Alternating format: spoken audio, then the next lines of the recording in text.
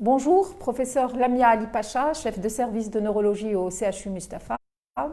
Nous avons eu hier l'occasion d'animer une visioconférence avec les patients atteints de sclérose en plaques.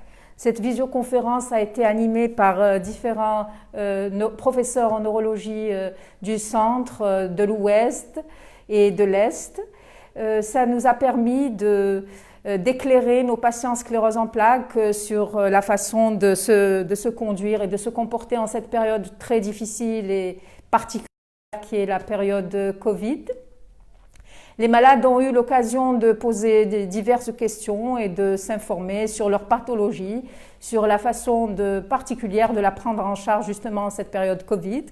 Nous avons donc prodigué des conseils évidemment et nous avons aussi sensibilisé sur la manière de mieux gérer leur maladie en cette période d'épidémie.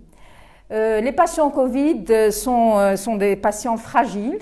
Il faut qu'ils se protègent, donc il faut qu'ils respectent les gestes barrières, il faut absolument qu'ils mettent leur bavette, qu'ils se lavent les mains fréquemment et surtout qu'ils limitent leurs déplacements. Si ce n'est pas pour aller chez le médecin ou chez l'orthophoniste ou chez le rééducateur, il vaut mieux qu'ils restent chez eux.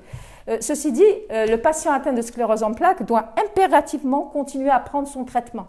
Cette épidémie ne doit pas le conduire à arrêter.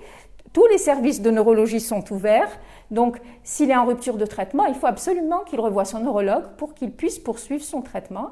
Il est nécessaire aussi qu'il adopte une hygiène de vie, qu'il ne se soumette pas trop de stress, il ne faut pas qu'il s'expose trop aux médias parce que c'est source de stress et ça peut influer sur sa santé.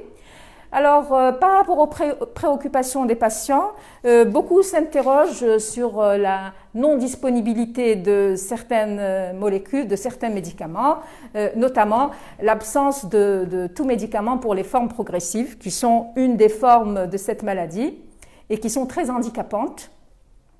Et en effet, il y a des molécules qui sont disponibles ailleurs que chez nous, mais qu'on ne peut pas encore prescrire à nos patients.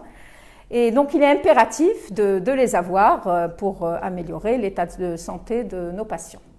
Voilà.